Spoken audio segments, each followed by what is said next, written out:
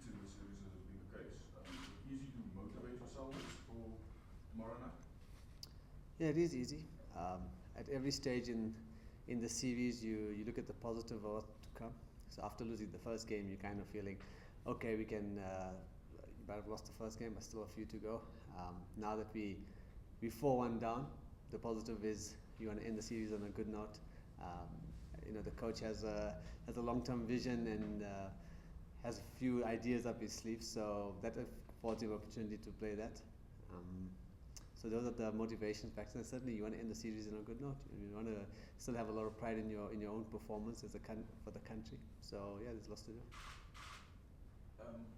You're one of the more experienced members of the squad. Are you able to draw on any past experiences that you might be able to equate to what's taken place in the last couple of weeks and draw from that to help out either help out Otis, who's still new in the job, or the younger guys who are there?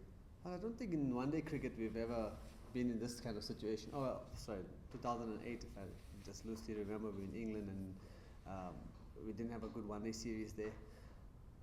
There's always positives and learning to take from it. We've got a few younger guys in the team who will think, sure, one-day cricket's very tough, but thankfully I think it'll only get easier for them because we haven't played our best cricket. I think we've played decent cricket in patches, but by and large we've played subpar cricket from what we're used to and what we're accustomed to performing. So those are the type of experiences we'll take. The World Cup's not far away. India are probably playing the best team, and whatever experience we get over the 5 games or 6 games that we've played against them, we'll take it to the next time we do play them.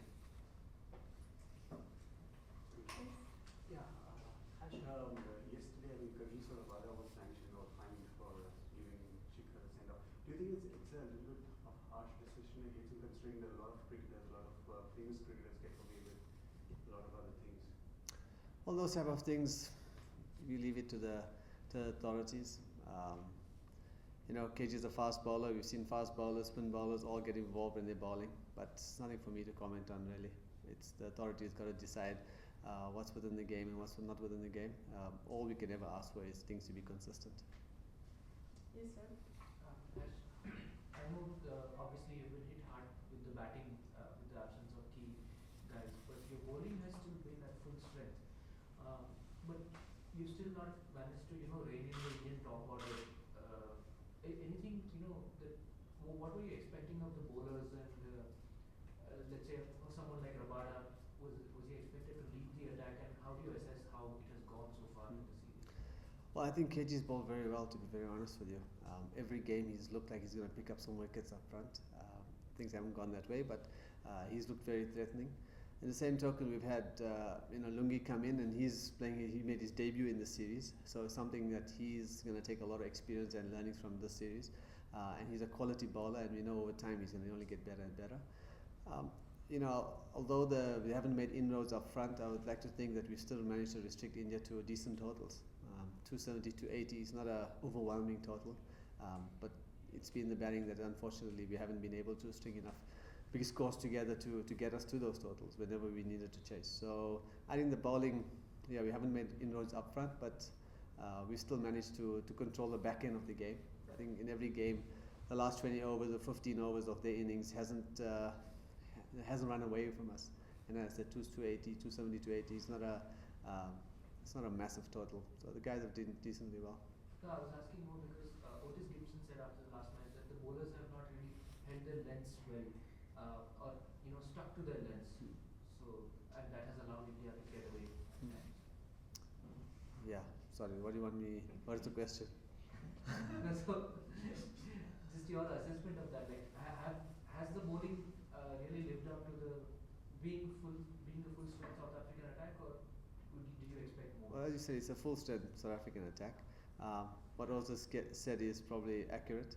So yeah, ditto you. Yes.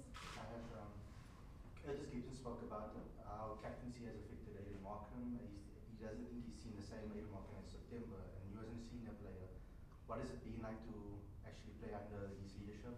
And do you think that the captaincy has affected his style of play? I've been very impressed with Aiden on the field. He's very composed. He has a good idea of what he would like. Obviously, when you, as a captain, if you don't score runs, the first thing that gets attributed to you is, oh, is the captaincy affecting your batting? Certainly happened to me when I was playing, and I see every captain I've played under the same cliche question gets put on the guys. Aiden he's still young in international cricket. Obviously, it was a great opportunity for him to captain. I think he's learned so much from his captaincy as well as batting and being captain in international cricket. He's only going to get better. He's a world-class player, and yeah, he's got starts, and I have no doubt and full confidence that over time if he is captaining, the more he captains, the easier it'll get for him.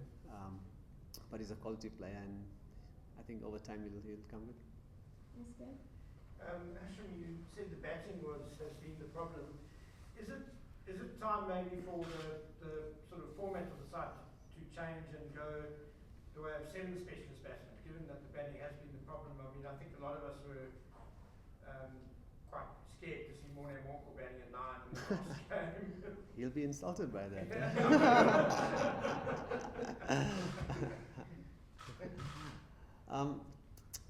You know what? We've managed to win a lot of games with whatever combination we've used. We went with 6 batters with 2 all-rounders, and I don't think it's the fault of the combination. Unfortunately, those of us batting in the top 6 haven't managed to get the big hundreds that are match changing. So I wouldn't. I never thought of it in that manner, to be very honest with you. So I can't really give a decisive opinion on it. But I do feel that the top 6 guys, we haven't clicked, or we haven't got the momentum that we wanted in our batting to make it easier. 270, 280, as I say again, is not a total that is beyond any batting reach. So I think the combinations we've had has been fine. It's just unfortunately those of us up front haven't done it. Well, I was wondering in terms of that top 6 and not clicking, you've been able to put your finger on as to why. I'm sure Yeah. you'd say if we did, then we sorted it out. But Well, we've managed to have decent starts. First 10 overs hasn't been too dramatic generally. Certainly their spinners have played a big role in picking up. I think they're the highest wicket takers in the series, which is not very common. But they've bowled well, and we took our first, from what it seems like, we took our first 3 games to adjust to. We've got better since the last 3 games. The last 2 games we've played decently well against their spinners. But I think they've been the difference, to be quite honest with you. I mean, they've picked up wickets in the middle period, and that's kind of whenever there's no better way to stop the scoring than to pick up wickets. Francis? Yeah, Ash, how big a factor was Fab's absence in the series? Because he has been instrumental, inspirational. He scored 100 in Durban also in the first one, but since then, the batting loop means obviously you are also experienced guy, so he was also not in the first 3 matches. So how big a blow, how did it matter in the context of the series? Those 2 guys missing. Well, all 3 certainly would be a huge loss for any team. AB obviously missing the first 3, and Quinny not around, and Faf now for the rest of the game since the first one. Faf is a brilliant captain, and he's been one of our most consistent players in ODI. So yeah, it's a very big loss to not have him around. And in saying that, he's given an opportunity for the coach to see other guys who probably were on the peripheries with the vision of 2019, with the vision of 2019 World Cup. So we've definitely missed Faf. I mean, we know what a quality player is. Ash, in the context of the next big series coming up, that is Australia, you sense that the workloads of the fast bowlers will have a bearing on who plays, say, tomorrow. I understand that Morne Morgan was supposed to be arrested for the one at PE, and then I think Chris Morris pulled up with some injury. Is Morris okay to play now, and will there be a chance to rest one of your frontline bowlers for what is essentially a dead rubber game? Well, who's fit or not, I'm not 100% sure on Chris Morris. Obviously, he has some medical stuff for that. But with the test series being so close by, I'm sure the coach will be keeping the workloads in mind. Yes. Hashim, you mentioned the World Cup a few times now. What would you like to see improved on going into that tournament? We're about a year and a little bit away. As a senior player in the squad, looking into that World Cup, maybe your last World Cup, you identified as the areas you'd like to improve on in the ODI setting? You know, one of the silver linings of losing a few matches like we have is you can throw out all the different learnings that you're going to take.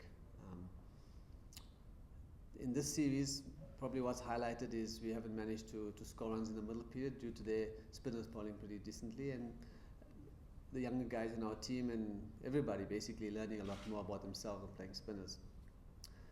There's never been an issue before, even when we've played wrist spinners or any other spinners, quality spinners in the world before. But the silver lining is when you lose matches, it highlights it, and it's only gonna motivate you to get better at it. So when it comes to other series or World Cups, when we better prepared for it. So I think that's one learning that we can take. Also, you know, we've won so many series in the past, back to back, and we were very fortunate like that. And you know, none of us ever took it for granted. So to lose a series like this, get your feet back on the ground. As a one-day unit, you're always searching for certain things here and there. And I'm sure this has given us that impetus to, you know, when you're playing well, if somebody has a brilliant innings, cracks can be covered.